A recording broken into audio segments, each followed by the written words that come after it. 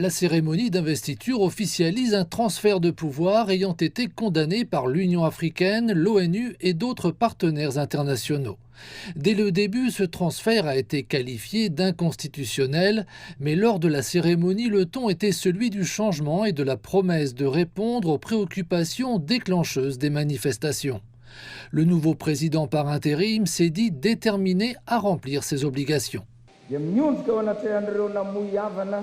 L'époque durant laquelle les corrompus se nourrissaient des fruits de cette nation alors que le peuple souffrait de la faim est révolue. Nous traquerons la corruption, nous poursuivrons les voleurs et nous rendrons ce pays à ses propriétaires légitimes, le peuple malgache. En dehors des murs de la cérémonie, les sentiments étaient mitigés quant à l'avenir. Certains se sont montrés optimistes quant au changement de direction. Cependant, beaucoup pensent qu'il s'agit d'un faux espoir, un dirigeant corrompu en remplaçant un autre. Notre nouveau président est la personne idéale pour diriger ce pays. Je suis convaincue qu'il fera un excellent travail pour corriger les erreurs et mener notre pays vers un avenir meilleur, notamment en luttant contre la corruption. Le problème de Madagascar n'est pas le manque de ressources, le problème est une maladie, et cette maladie, c'est la corruption.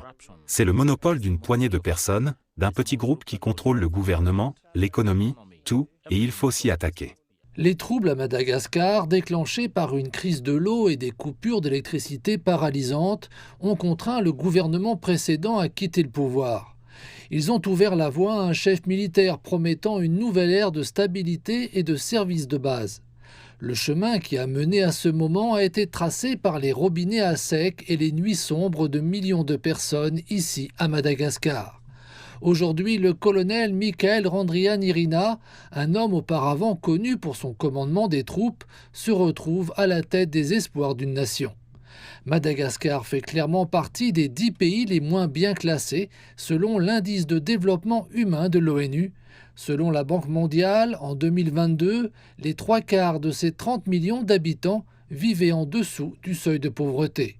Seul un tiers environ de la population a accès à l'électricité, qui est souvent peu fiable en raison de réseaux obsolètes. Le défi immédiat du nouveau gouvernement malgache est tangible: rétablir l'ordre, relever les défis économiques et fournir les services de base. Mais son ultime épreuve sera son engagement à respecter le calendrier et le processus de retour à un régime civil et démocratique à Madagascar.